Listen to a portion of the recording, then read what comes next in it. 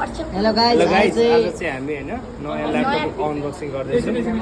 यो भिडियो हुँदैछ त सर? अनि यो चाहिँ हाम्रो सनसाइन इङ्ग्लिस बोर्डिङ स्कुलको कम्प्युटर हो हैन। यो चाहिँ हाम्रो हेरौँ ल कुन ब्रान्डको रहेछ। एकदम प्याकिङ भएर आएको छ है। ओके डेलको रहेछ, एकदम ब्रान्डेड ल्यापटप है। यसको हेर्नुहोस् ल, यो यसमा चाहिँ नयाँ फिचर छ है। अब जस्तै हामीले चाहिँ अनफोल्ड गर्दाखेरि चाहिँ के हुन्छ भन्दाखेरि आफै अन हुन्छ क्या कम्प्युटर है। हामीले यहाँ पावर बटन थिच्नु पर्दैन। यसमा चाहिँ के बेनिफिसियल छ भन्दाखेरि चाहिँ यो पावर बटनलाई चाहिँ लाइक 1 मिलियन टाइम्स मात्र की स्ट्रोक चेक गरेको हुन्छ क्या। अब योभन्दा धेरै थिच्यो भने त बिग्रिने चान्स धेरै हुन्छ।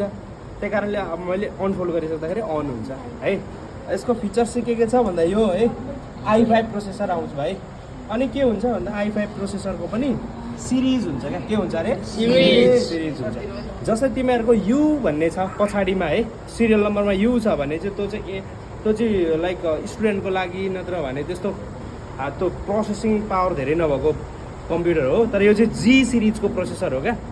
जीको पनि 7 यो गेमिङ पनि गर्नको लागि मिल्छ कि मिल्दैन यो ल्यापटप एउटा विद्यार्थीको लागि कतिको युजफुल यो यस्तो भनिदिनु सक्छ। कस्तो हुन्छ भने यो ब्याचलरसम्म स्टुडेन्टको लागि जस्तै कोडिङ वर्कको लागि पनि इनफ हुन्छ। तर गेमिङ चाहिँ भेट्दैन किनभने यसमा के भन्छ ग्राफिक्स चाहिँ अलिक छैन कि। अनि त्यो चाहिँ यो गेमिङको लागि पनि होइन। यो चाहिँ यो पर्सनल वर्क यो प्रोफेसनल ल्यापटप हो क्या सर। तपाईँले काममा पनि लिएर जान सक्नुहुन्छ। यसको